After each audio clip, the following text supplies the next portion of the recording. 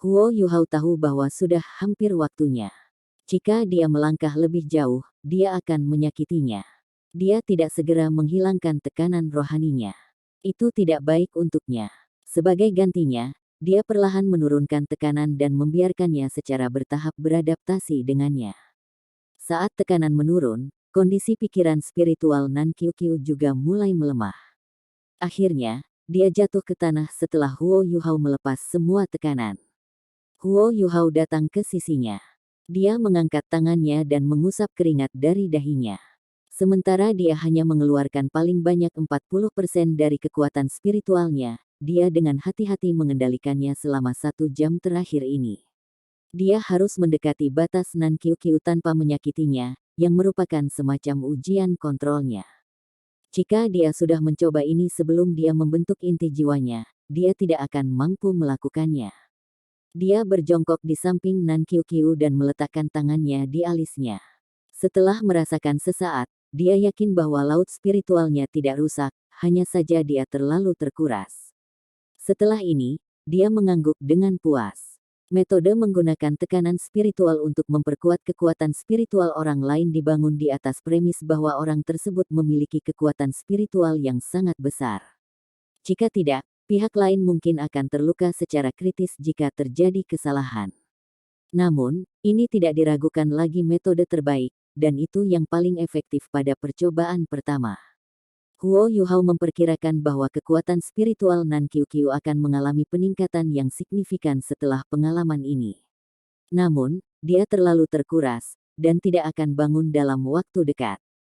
Huo Yuhao secara spontan membuka demiplan spektralnya dan menempatkannya di dalam. Setelah melepaskan beberapa pesona, ia mengusir beberapa hantu dan melindunginya di dalam pesawat ruang angkasa. Pada saat yang sama, ia meninggalkan jejak rohnya untuk melindunginya di dalam kamar kecil. Saat dia bangun, dia akan menyadarinya. Setelah menyelesaikan semua itu, dia berdiri sebelum melanjutkan perjalanannya.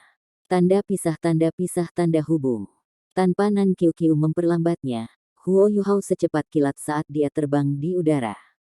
Kali ini, dia tidak menggunakan alat jiwa tipe terbang, mengandalkan kekuatan jiwanya untuk terbang. Saat ia terbang, Huo Yuhao merasakan bahwa kekuatan jiwanya masih perlahan-lahan terkuras. Setelah membentuk inti jiwanya, dia belum sempat mengujinya dengan hati-hati. Dia hanya secara singkat mengujinya di paviliun Dewa Laut. Setelah penggabungan, kekuatan jiwanya benar-benar melonjak 2 peringkat. Dia sekarang di peringkat 74, semakin dekat ke peringkat 80. Hanya dalam 1 tahun, dia berhasil meningkatkan dengan cepat. Namun, Huo Yuhao tidak puas dengan kultivasinya saat ini. Perang bisa berlanjut kapan saja. Jiwa Sage 7 cincin dianggap cukup tinggi, tetapi dia tidak akan banyak membantu jika dia ingin mempengaruhi situasi di tingkat tertinggi. Dia membutuhkan kekuatan yang lebih besar. Karena peringkat kekuatan jiwanya jelas dikeringkan dengan lebih lambat. Huo Yuhao lebih tercengang dengan kecepatan pemulihan kekuatan jiwanya. Setelah lebih dari 10% kekuatan jiwanya terkuras, ia tidak perlu sengaja melakukan apapun. Di dahinya, pusaran air hitam yang memiliki dimensi berbeda terbuka secara alami. Ada kegelapan tak terbatas di dalamnya. Kekuatan hisap yang kuat muncul seketika dan menarik semua energi asal di udara untuk mengisi kembali tubuhnya. Dia pulih secepat dikeringkan, seolah-olah dia tidak terpengaruh sama sekali. Tidak heran itu hanya Douluo berjudul yang bisa memiliki inti jiwa. Mengingat kecepatan pemulihan ini, dia tidak takut kehabisan tenaga dalam proses terbang. Huo Yuhao juga terpana mengetahui bahwa inti jiwanya tidak hanya menambah kekuatan jiwanya. Itu juga menambah kekuatan rohaninya. Setelah membantu Nan Qiuqiu sebelumnya, laut spiritualnya berputar di lintasan yang aneh, tetapi kekuatan spiritualnya sekarang pulih juga. Sederhananya, inti jiwa ini seperti Huo Yuhao lain dalam dimensi yang berbeda. Di dunia ini, Huo Yuhao mungkin terbang. Namun, dia beristirahat dan berkultivasi di dimensi lain. Perasaan ini bukan hanya baru, itu fantastis. Huo Yuhao mengerti bahwa kecepatan kultivasinya meningkat 2 kali lipat setidaknya setelah mendapatkan inti jiwa ini. Dalam 1 atau 2 tahun, dia bisa menjadi Soul Douluo. Saat ini, Usianya baru 20 tahun. Saat ia terbang dan merasakan perubahan dalam inti jiwanya, kecepatan penerbangan Huo Yuhao terus meningkat. Dia seperti seberkas cahaya yang mengalir di udara. Lebih ajaib, seberkas cahaya yang mengalir ini perlahan-lahan meredup saat terbang. Seolah-olah itu menyatu ke surga dan bumi. Jika penatuamu bisa berada di sisi Huo Yuhao sekarang, dia akan terkejut. Dia juga akan memberitahu Huo Yuhao bahwa ini adalah kesatuan surga dan manusia. Bahkan Douluo Transcendent mungkin tidak mencapai bidang seperti itu. Setelah mencapai ranah seperti itu, tidak hanya energi kehidupan seseorang akan menurun dengan kecepatan lebih lambat, tetapi afinitasnya dengan energi asal surga dan bumi juga akan meningkat. Selama proses kultivasi dan pemulihan, guru jiwa seperti itu akan melakukan lebih baik daripada tuan jiwa lainnya dari kultivasi yang sama. Selain itu, guru jiwa seperti itu juga akan lebih baik dalam menyembunyikan dirinya. Tanda pisah. Huo Yuhao ditunda karena dia membantu Nan Qiuqiu sebelumnya, tetapi dia segera menyusul dengan kecepatannya yang menakjubkan. Di malam hari, dia sudah bisa melihat garis besar Dragon City. Dragon City dianggap sebagai kota besar di Kekaisaran Jiwa Surgawi, yang terletak di wilayah timur lautnya. Temperaturnya relatif lebih rendah daripada daerah lain. Bergerak ke utara dari Dragon City, Huo Yuhao dapat mencapai ekstrim north dalam waktu kurang dari 4 jam, inti dari ekstrim north paling banyak dalam 8 jam, jelas menjelaskan mengapa suhu sangat rendah di Dragon City. Huo Yuhao hanya bisa melihat es dan salju di sekelilingnya. Bahkan, dia jelas tahu mengapa Kekaisaran Sun Moon memilih untuk menempati lebih dari 2/3 wilayah Kekaisaran Jiwa Surgawi. Mereka ingin terus memperluas wilayah mereka, mulai dari utara. Salah satu alasannya adalah bahwa sangat sulit bagi prajurit biasa untuk melawan dingin di utara. Ini membuatnya lebih menguntungkan bagi pasukan insinyur jiwa mereka. Bahkan Kekaisaran Dowling tidak dapat memberikan dukungan seperti itu. Alasan lain tentu saja karena Akademi Shrek. Jika Kekaisaran Sun Moon menyerang selatan terlebih dahulu, mereka sangat mungkin menghadapi kekuatan gabungan dari Kekaisaran Bintang Luo, Kekaisaran Jiwa Surgawi, Kekaisaran Dowling, dan Akademi Shrek. Sama seperti rencana kedua Huo Yuhao, situasi seperti itu akan mengarah ke pertarungan final dengan Kekaisaran Sun Moon versus kerajaan lain dan Akademi Shrek. Tanpa serangan Kekaisaran Bintang Luo di wilayah Kekaisaran Sun Moon, Kekaisaran Sun Moon mungkin masih memilih pertarungan final. Dengan Gereja Roh Kudus mendukung mereka, beberapa legiun insinyur jiwa dan 2 ultimate Douluo, mereka yakin akan menang. Namun, jika wilayah Kekaisaran Sun Moon sendiri diserang, mereka akan sangat terancam, dan tidak punya pilihan selain mengirim pasukan untuk melindungi wilayah mereka sendiri. Di bawah kondisi seperti itu, situasi di garis depan terikat menjadi kurang intens. Menyerang dari utara setidaknya bisa membantu mereka menghindari Star Luo Empire dan Shrek Academy. Pasukan yang tersisa dari Dowling dan Heavenly Soul Empires paling banyak akan menunda mereka, tetapi tidak menghentikan mereka. Menyerang dari utara bukannya selatan jauh lebih menguntungkan. Pada saat yang sama, Kekaisaran Sun Moon membutuhkan waktu penyangga. Meskipun Kekaisaran Jiwa Surgawi tidak sebesar Kerajaan Kekaisaran Bintang, itu masih jauh lebih besar dari Kekaisaran Dowling. Dibandingkan dengan Kekaisaran Sun Moon, itu hanya 2/3 lebih besar. Setelah menduduki Kekaisaran Jiwa Surgawi, Kekaisaran Sun Moon masih membutuhkan waktu untuk menenangkan warga dan memperkuat kekuasaan mereka. Inilah sebabnya mengapa Kekaisaran Sun Moon telah melunakkan sekitar sebulan terakhir ini. Invasi tidak bisa dilakukan dengan begitu mudah, karena itu bukan hanya invasi, itu adalah aneksasi. Kekaisaran Sun Moon ingin memperluas wilayahnya. Tanda pisah. Ini adalah pertama kalinya Huo Yuhao di sini di Dragon City.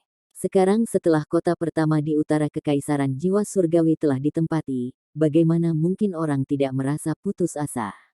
Naga Langit dan Sekte Earth Dragon adalah 2 sekte paling menonjol di kota naga. Namun, mereka masih kurang dibandingkan dengan Kekaisaran Sun Moon. Sekte Earth Dragon melihatnya datang, dan sudah memindahkan lebih dari setengah sumber daya dan murid mereka ke kota Shrek di bawah bimbingan Nan Suis Hui. Mereka memiliki beberapa sumber daya yang tersisa, tetapi mereka tidak terlalu terpengaruh. Situasi di mana Heavenly Dragon Sect berada saat ini tidak diketahui. Huo Yuhao masih bisa mengingat dengan jelas seberapa kuat kapten tim Sekte Earth Dragon, Yu Tianlong, pada saat turnamen duel Master Jiwa Akademi Elit lanjutan tingkat lanjut. Blue Lightning Tyrant Dragon-nya yang murni luar biasa. Nan Suishui juga menyebutkan bahwa Sekte Naga Langit lebih kuat dari Sekte Naga Bumi, yang pemimpin sektenya adalah Douluo berjudul. Meskipun itu tidak sekuat Blue Lightning Tyrant Dragon Sekte di masa lalu, itu masih sekte elit. Saat ia berpikir, Huo Yuhao sudah semakin dekat dan lebih dekat ke kota naga. Dia melepaskan kekuatan spiritualnya ke arah Dragon City. Seperti yang dia duga, sudah ada alat jiwa pengintai udara di atas Dragon City. Namun, ada lebih sedikit alat pengintai udara di sini dibandingkan dengan pegunungan Mingdou. Bagaimanapun, pembuatan alat-alat jiwa pengawasan udara tidak murah. Kecuali mereka digunakan di tempat-tempat yang sangat penting, tidak akan ada jemaat di sana. Pada saat yang sama, Huo Yuhao melihat bahwa tidak ada pasukan yang ditempatkan di luar kota. Hanya ada beberapa penjaga di tembok kota. Sepertinya pertahanan Kekaisaran Sun Moon dari Dragon City tidak terlalu kuat. Huo Yuhao menemukan pohon kecil yang bisa menyembunyikannya saat ia turun sekitar 8 km dari kota naga. Dia mengungkapkan dirinya sebelum berjalan menuju kota. Nan Qiuqiu masih tertidur lelap. Huo Yuhao meramalkan bahwa dia hanya akan bangun besok pagi. Periode waktu ini sangat penting baginya. Seseorang tidak dapat meningkatkan kekuatan spiritual mereka dalam kondisi normal. Dia memutuskan untuk memasuki kota dan mencari tempat tinggal. Mereka akan pergi ke Sekte Earth Dragon setelah Nan Qiuqiu bangun. Dia akan membutuhkan waktu untuk berjalan 8 km. Namun, dia tidak terburu-buru, dan berjalan perlahan. Tidak ada banyak keamanan di luar kota, dan dia hanya diperiksa sebentar sebelum diizinkan masuk. Setelah memasuki kota naga, Huo Yuhao merasakan udara yang jauh lebih dingin bertiup ke arahnya. Dengan tembok kota sebagai penghalang, suhu di dalam kota secara alami lebih tinggi daripada di luar kota. Segala sesuatu di dalam kota tampak sangat biasa. Tidak ada tanda-tanda penderitaan atau kesengsaraan. Meskipun jalanan tidak sepenuhnya kosong, mereka juga tidak sibuk dengan kehidupan. Di kota sedingin ini, penduduknya pasti jauh lebih sedikit daripada kota di selatan. Saat Huo Yuhao berjalan maju, dia mengamati sekelilingnya dan merasakan perubahan. Ada formasi jiwa sederhana di bagian atas tembok kota. Namun, tidak ada banyak insinyur jiwa yang ditempatkan di sana, dan mereka hanya ditemani oleh beberapa prajurit biasa.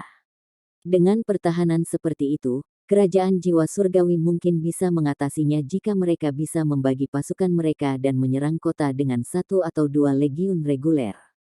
Shrek Academy juga tidak memiliki informasi tentang kota ini. Secara alami, Huo Yuhao tidak tahu apa-apa. Di sebuah kota, tidak ada tempat yang lebih cocok daripada penginapan untuk mencari informasi. Huo Yuhao memutuskan untuk mencari penginapan dan mengumpulkan informasi tentang situasi di kota naga sebelum membuat rencana. Tanda pisah. Sangat mudah untuk menemukan penginapan di kota yang dingin. Minum dapat menghangatkan tubuh seseorang, dan inilah mengapa banyak orang utara menganggapnya sebagai hobi mereka. Bahkan beberapa wanita berbagi hobi yang sama. Huo Yuhao segera menemukan penginapan dan masuk.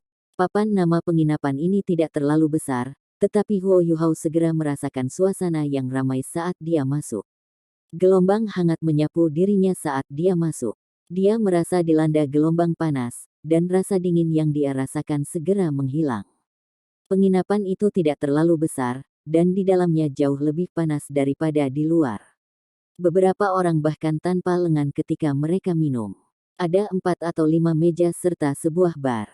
Ada 20 hingga 30 orang di penginapan, berkontribusi pada suasana gaduh.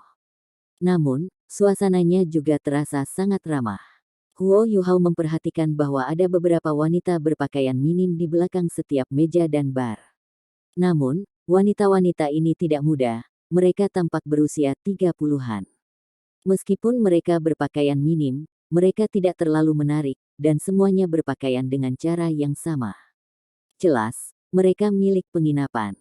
Mereka ada di sana untuk minum dengan pelanggan, tetapi mereka tidak memberikan layanan lebih lanjut.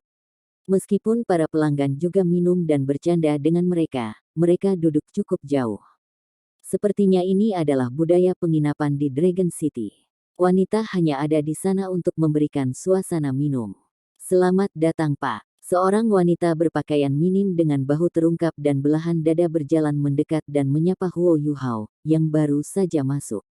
Dia memiliki aksen utara yang kuat. Suaranya sangat halus, tetapi sedikit sengau. Meskipun gaun kuningnya sangat terbuka, itu juga memancarkan gaya elegan kekaisaran jiwa surgawi. Itu hanya terbuat dari bahan yang sedikit lebih rendah. Hai. Huo Yuhao sedikit mengangguk untuk mengakuinya. Apakah masih ada kursi? Wanita berpakaian kuning itu berkata, hanya ada kursi di bar. Akankah itu berhasil? Petik 2. Ya, Huo Yuhao mengangguk lagi. Wanita itu membawanya ke sudut bar sebelum duduk. Huo Yuhao berpakaian agak enteng. Bagaimanapun, dia datang langsung dari Shrek Academy. Secara alami, dia tidak perlu melepas mantel. Namun, semua pelanggan di penginapan sudah mabuk, dan tidak memperhatikan ini sama sekali. Wanita itu membawa segelas air hangat untuk Huo Yuhao sebelum bertanya, "Tuan, Anda pasti orang asing." Huo Yuhao mengangguk, "Ya. Dragon City benar-benar dingin." Petik 2. Wanita itu tertawa, "Kamu benar. Melihat cara Anda berpakaian, Anda pasti merasa sangat dingin. Anda akan baik-baik saja setelah minum alkohol. Apa yang kamu inginkan?" Huo Yuhao berkata, "Beri aku sesuatu yang lokal." "Baiklah, tunggu dulu." Tidak lama kemudian, segelas alkohol kuning dibawa di depan Huo Yuhao. Itu memiliki bau alkohol yang kuat. Huo Yuhao mengangkat gelasnya dan menghirup alkohol. Bau alkohol yang kuat menyerang hidungnya. Terbukti, alkoholnya sangat kuat. Ketika dia menghirup minuman itu, dia tidak bisa tidak mengingat bagaimana ada terlalu banyak energi asal Ultimate Ice dalam tubuhnya selama turnamen di Radiant City, dan bagaimana ia harus bergantung pada distilat untuk menetralisirnya. Waktu berlalu begitu cepat. Wang Donger tidak lagi bersamanya, dan dia sekarang berada di kota utara ini. Setelah mencicipi seteguk minuman keras, rasa manti, tajam memenuhi tenggorokannya. Itu menghangatkan tubuhnya saat masuk ke perutnya. Perasaan itu memang menyegarkan. Huo Yuhao tidak menggunakan kekuatan jiwanya untuk menetralisir kekuatan alkohol. Saat dia merasakan rangsangan terbakar, wajahnya juga berubah sedikit merah. Meskipun dia bukan orang yang paling tampan, dia masih sangat menawan karena kekuatan rohaninya yang hebat. Mata wanita itu menjadi cerah ketika dia melihat muka siramnya. "Pak, dari mana Anda berasal?" Huo Yuhao berkata, "Saya dari selatan, dan saya di sini untuk mengunjungi seorang teman." Wanita itu tersenyum dan menjawab, "Kamu harus hati-hati kalau begitu. Sekarang masa perang. Jangan pergi ke tempat-tempat yang rawan perang di mana ada banyak pertempuran." Petik 2. Huo Yuhao tidak bergerak ketika dia berkata, "Saya mendengar bahwa Dragon City sudah." Wanita itu tidak menyembunyikan apapun darinya dan menjawab pertanyaannya. "Ya, Dragon City sudah ditempati oleh Kekaisaran Sun Moon. Kami awalnya sangat khawatir, tetapi sepertinya semuanya tidak terlalu buruk." Petik 2. Oh. Huo Yuhao sedikit heran ketika dia memandangnya. Dia bertanya, "Bagaimana situasi perangnya?" Dia menjawab, "Warga biasa seperti kita tidak akan tahu apa-apa. Setidaknya Kekaisaran Sun Moon tidak melakukan apa-apa pada warga biasa seperti kita setelah menduduki kota naga. Sebagai gantinya, mereka telah mengirim pengumuman bahwa mereka tidak akan menjarah dari kita atau membunuh siapapun. Mereka ingin kita menjaga ketertiban dan tidak meninggalkan rumah kita tanpa alasan." Petik 2. Seperti itu. Huo Yuhao sedikit heran. Kekaisaran Sun Moon sangat meringankan penderitaan yang dialami oleh warga biasa dalam kasus-kasus seperti itu dengan tidak menyentuh mereka. Jika ini masalahnya, itu adalah berkah di antara semua penderitaan. Wanita itu berkata, "Ya, mereka telah menduduki kota naga selama beberapa hari, dan hanya meninggalkan beberapa prajurit untuk menjaga ketertiban. Setelah itu, pengusaha mulai memasuki kota. Para prajurit mundur dari kota 2 hari setelah tiba. Anda seharusnya melihat bagaimana tidak ada banyak kerusakan pada kota sama sekali. Saya hanya mendengar bahwa beberapa sekte Tuan Jiwa dipaksa untuk sementara meninggalkan kota naga oleh pasukan Kekaisaran Sun Moon. Namun, saya tidak yakin kemana mereka pergi. Petik 2. Huo Yuhao mengerutkan alisnya dan mulai merenung. Dari awal ketika Su Tianran memulai perang dan memegang banyak talenta elit dari tawanan turnamen duel jiwa, dia berpikir bahwa nyawa pasti akan hilang dalam perang ini. Selanjutnya, Gereja Roh Kudus membantu Kekaisaran Bulan Matahari. Dengan situasi seperti itu, bagaimana mungkin mereka menyelamatkan warga? Ini adalah sesuatu yang tidak diharapkan Huo Yuhao. Sebelum Huo Yuhao bahkan bertanya hal lain, wanita itu juga mengambil segelas alkohol malt dari belakang bar dan berkata, para pengusaha itu juga sangat aneh. Setelah memasuki kota, mereka tidak berdagang. Sebaliknya, mereka membagikan barang-barang. Saya mendengar bahwa mereka memberikan banyak barang-barang aneh bangsawan di kota. Saya mendengar mereka terkait dengan alat jiwa. Kerajaan mereka menduduki kota kami, tetapi mereka memberi kami barang-barang. Saya tidak mengerti apa yang sedang terjadi. Petik 2. Huo Yuhao juga bingung ketika mendengar kata-katanya. Mengapa hal seperti ini terjadi? Apa rencana Kekaisaran Sun Moon untuk dilakukan? Huo Yuhao hanya mendapat informasi ini. Dia tidak mendapatkan sesuatu yang berguna setelah berbicara dengan pelanggan lain. Setelah menanyakan tentang rumah wali kota di kota, dia meninggalkan penginapan setelah menghabiskan minumannya. Tanda pisah tanda pisah tanda pisah tanda hubung. Saat ini, langit sudah berubah gelap, dan aliran orang-orang di jalanan semakin menurun. Temperatur juga turun secara signifikan. Untuk mencegah dirinya agar tidak terlalu mencolok, Huo Yuhao mengambil mantel dari alat jiwa berjenis penyimpanannya dan mengenakannya. Dia perlahan berjalan di jalanan. Dia awalnya berniat untuk menemukan tempat tinggal, dan hanya akan pergi ke Sekte Earth Dragon setelah Nan Qiu Qiu bangun. Namun, dia punya beberapa ide baru sekarang. Dia penasaran. Kekaisaran Sun Moon tidak menjarah warga atau menyentuh mereka dengan cara apapun. Mereka bahkan mengizinkan pengusaha memasuki kota untuk memberi mereka barang. Apa niat kekaisaran di sini? Dia pergi ke kediaman wali kota untuk melihatnya. Setidaknya akan ada orang-orang dari Kekaisaran Sun Moon di sana. Mungkin dia dapat memperoleh beberapa informasi. Saat dia merencanakan sesuatu, Huo Yuhao berubah menjadi gang gelap dan perlahan-lahan menghilang ke dalam gelap di bawah penyembunyian tiruannya. Tanda hubung. Kediaman wali kota terletak di pusat kota, seperti di kebanyakan kota lain. Kediaman wali kota terlihat cukup besar, dan terlihat dari kejauhan. Ada 2 tentara berdiri di pintu masuk, mengenakan pakaian musim dingin yang tebal. Huo Yuhao melompat dan diam-diam memasuki kediaman. Dia bergerak seperti daun yang jatuh, dan tidak membuat khawatir siapapun. Tempat tinggal itu sangat sunyi. Hanya beberapa saat kemudian patroli pasukan terlihat lewat. Huo Yuhao menyelinap masuk dan dengan cepat datang ke struktur inti kediaman. Dia melayang ke arah kamar berlantai 2 yang diterangi cahaya. Pada saat yang sama, ia melepaskan kekuatan spiritualnya, menelan seluruh kediaman. Dia tidak percaya ada detektor spiritual di sini. Segera, dia dengan cepat memahami situasi di kediaman. Ada sekitar 150 pasukan di dalam kediaman ini. Dari mereka, 20 adalah insinyur jiwa. Kultivasi mereka sedikit lemah, hanya 2 atau 3 insinyur jiwa bercincin. Di ruang tengah kediaman adalah seorang kaisar jiwa 6 cincin. Huo Yuhao hanya bisa tahu apakah dia seorang insinyur jiwa dengan melihatnya secara langsung. Dia hanya seorang kaisar jiwa, tapi dia mengambil alih seluruh kota. Kekaisaran Sun Moon benar-benar memberikan peringatan kepada angin. Saat dia memproses ini, Huo Yuhao melayang ke kamar di mana sang kaisar jiwa berada. Segera, dia berada di luar pintu. Mengingat jumlah orang yang ada di kediaman ini, dia benar-benar yakin bisa mengalahkan mereka semua sendirian. Namun, dia tidak ingin membuat khawatir siapapun, dan tetap diam di luar jendela. Kekuatan spiritualnya terfokus di dalam ruangan, dan dia diam-diam mendengarkan dan mengamati. Ada seorang kaisar jiwa berusia 50 tahun membaca beberapa dokumen di ruangan dan sesekali mengangguk.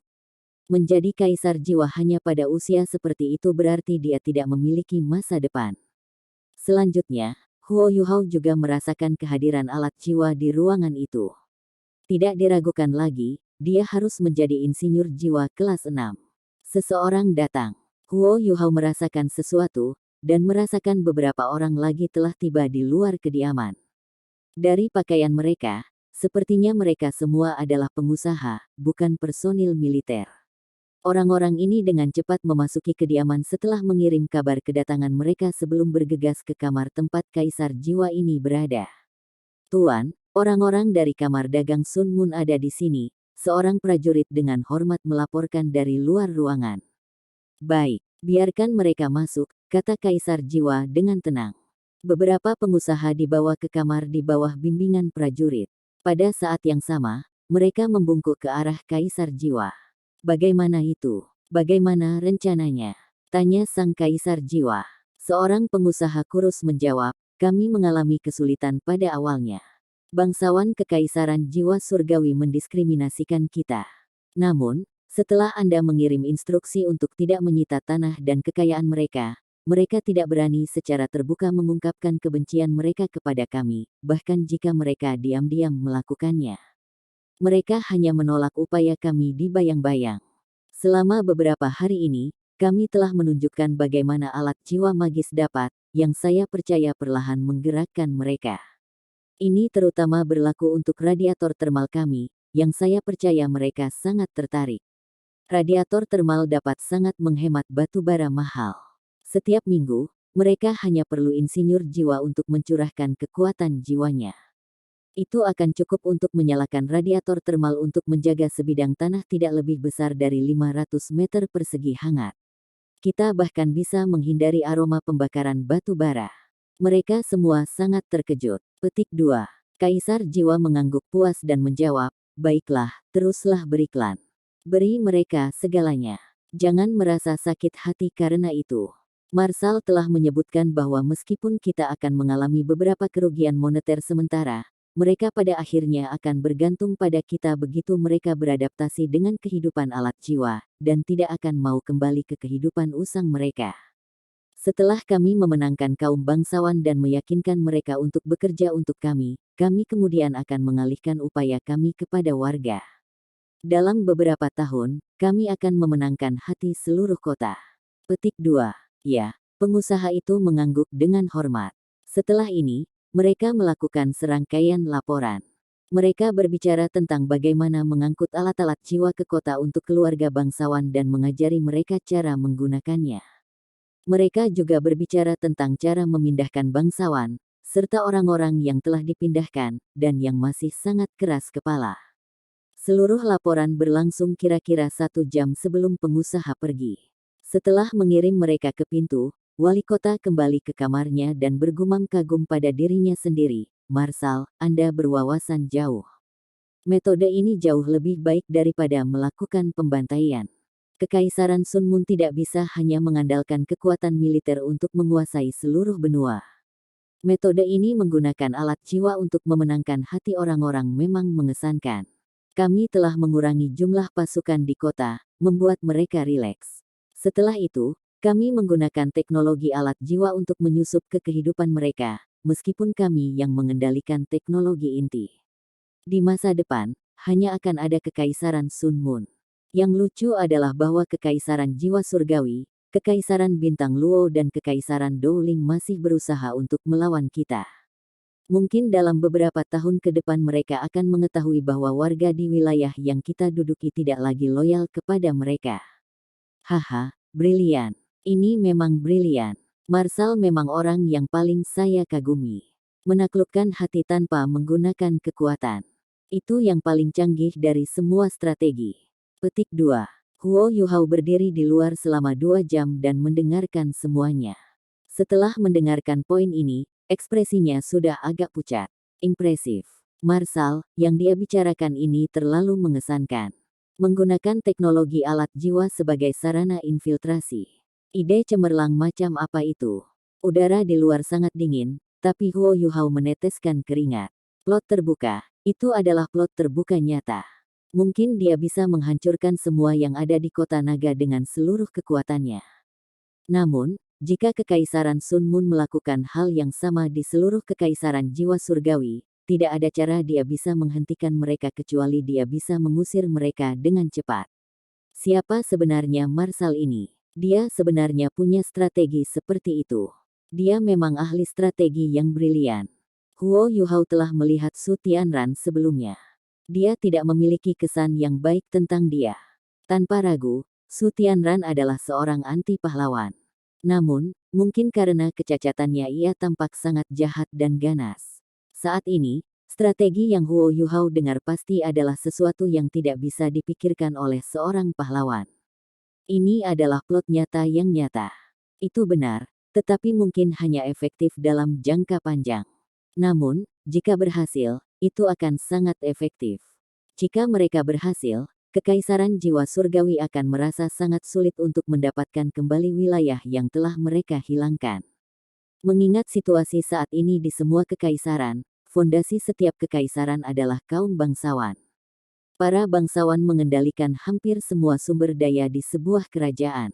Yang paling kuat dari kaum bangsawan secara alami adalah keluarga kekaisaran dari masing-masing kekaisaran. Itu adalah dasar dari monarki. Inilah sebabnya mengapa Kekaisaran Sun Moon memiliki target yang sangat spesifik. Pertama, mereka memilih untuk menembus hati para bangsawan Kekaisaran Jiwa Surgawi. Begitu kaum bangsawan perlahan memihak Kekaisaran Matahari Bulan dan membantu mereka mempromosikan teknologi alat jiwa di kekaisaran mereka sendiri, mereka hanya bisa dikenakan manipulasi, mengingat bahwa mereka tidak memiliki teknologi inti. Mereka selamanya akan bergantung pada Kekaisaran Sun Moon. Semakin lama mereka di bawah pendudukan, semakin jelas hal ini akan terjadi. Ini terlalu menakutkan. Orang yang datang dengan strategi ini membuat Huo Yuhao kagum. Tidak ada pembantaian. Itu melalui penetrasi teknologi alat jiwa murni bahwa Kekaisaran Sun Moon menunjukkan keunggulan mereka sepenuhnya. Sebelum hari ini, Huo Yuhao tidak akan pernah mengharapkan Kekaisaran Sun Moon untuk menggunakan metode invasi seperti itu. Bagaimana dia harus bereaksi terhadap strategi seperti itu? Huo Yuhao diam-diam meninggalkan kediaman dan menemukan hotel untuk menginap. Dia tidak bisa tidur sepanjang malam. Tanda pisah tanda hubung. Hanya ketika langit sudah cerah, Huo Yuhao menarik kembali pikirannya. Baginya, tidak masalah kalau dia tidak bisa tidur sepanjang malam. Hanya saja dia tidak bisa memikirkan cara yang tepat untuk berurusan dengan strategi Kekaisaran Sun Moon, meskipun dia telah memikirkan sepanjang malam. Alangkah ceritanya. Itu adalah plot yang terbuka yang sulit untuk dilawan. Itu tidak sepenuhnya aman. Cara paling sederhana untuk menghadapinya adalah dengan cepat merebut kembali semua wilayah yang hilang. Pada saat yang sama, Kekaisaran Sun Moon harus dihentikan. Hanya dengan cara inilah mereka bisa bertahan. Namun, bagaimana dengan jangka panjang? Di dalam perbatasan Sun Moon Empire, Kekaisaran telah mempromosikan teknologi alat jiwa kepada warga biasa. Selain itu, sangat sulit untuk merebut kembali kota-kota yang telah mereka ambil dari Kekaisaran Jiwa Surgawi. Di bidang alat jiwa, Kekaisaran Sun Moon hanya memimpin terlalu banyak. Seiring berlalunya waktu, kota-kota yang telah jatuh ke Kekaisaran Sun Moon kemungkinan akan menyerah pada Kekaisaran Sun Moon bahkan jika mereka tidak menyerang, dan hanya mempertahankan situasi saat ini. Dengan lebih banyak sumber daya dan dukungan, teknologi alat jiwa Kekaisaran Sun Moon akan maju lebih cepat dan lebih cepat. Ini akan semakin memperlebar jarak antara mereka dan kekaisaran lain di benua Douluo asli. Puncak teknologi alat jiwa saat ini adalah Dewa Kematian. Namun, Dewa Kematian tidak diragukan lagi merupakan pengecualian. Itu adalah alat jiwa yang ditakuti semua orang, dan hanya bisa dioperasikan setelah membunuh orang. Satu Dewa Kematian tidak dianggap terlalu menakutkan bagi Huo Yuhao. Ancamannya akan berhenti ada begitu tentara Kekaisaran Sun Moon tidak bisa mengatasinya lagi. Namun, teknologi alat jiwa terus membaik. Ketika terus berkembang, akan ada satu hari di masa depan di mana ia bisa mengancam Titlet Douluo, dan bahkan Ultimate Douluo. Jika itu yang terjadi, pemerintahan Kekaisaran Matahari Bulan atas seluruh benua pasti akan terjadi. Huo Yuhao tidak menolak teknologi alat jiwa, karena ia juga seorang insinyur jiwa. Saat teknologi alat jiwa terus berkembang, ia mewakili kemajuan masyarakat. Itu adalah evolusi dari seluruh benua Douluo. Namun, dia tidak ingin melihat kekaisaran Sun Mun memerintah seluruh benua Douluo. Itu adalah sesuatu yang tidak bisa dia terima. Namun, tidak ada yang menghentikan mereka. Selama beberapa ribu tahun terakhir, 3 kerajaan di Douluo kontinen yang asli telah mengatakan kepadanya jawaban dengan menggunakan situasi saat ini yang mereka hadapi, menutup kerajaan mereka dan menolak untuk menerima pembangunan sebagai kenyataan, serta tidak mau mempelajari kualitas orang lain. Hasil akhirnya adalah bahwa mereka berada di ambang menjadi usang. 3 kekaisaran dari benua Douluo asli terlalu besar. Semua otoritas berada di tangan kaum bangsawan. Bahkan jika keluarga kekaisaran ingin mempromosikan pengembangan alat jiwa, itu bukan sesuatu yang efektif dalam jangka pendek. Sebagian besar keluarga bangsawan masih diskriminatif terhadap alat jiwa. Mungkin satu-satunya harapan ada di Akademi Shrek hanya sebuah kota, terutama dipimpin oleh Akademi Shrek. Selama 10 tahun terakhir, sejak Penatua Mu mengakui pentingnya mengembangkan alat jiwa, dan setelah Penatua Xuan mengambil kendali, Akademi Shrek terus mengembangkan Departemen Alat Jiwa, dan Sekte Tang didirikan untuk mendorong pengembangan yang cepat dari kota Shrek. Selain itu, tidak ada keluarga bangsawan di kota Shrek. Mungkin Shrek di masa depan adalah satu-satunya harapan yang tersisa untuk Douluo kontinen yang asli. Setelah memikirkan semua ini, Huo Yuhao mempertimbangkan sesuatu. Ada sesuatu yang ekstra di kepalanya. Namun, dia tidak tahu apa itu. Saat dia menjernihkan pikirannya, laut spiritualnya bergerak sedikit. Nan Qiu Qiu sudah bangun.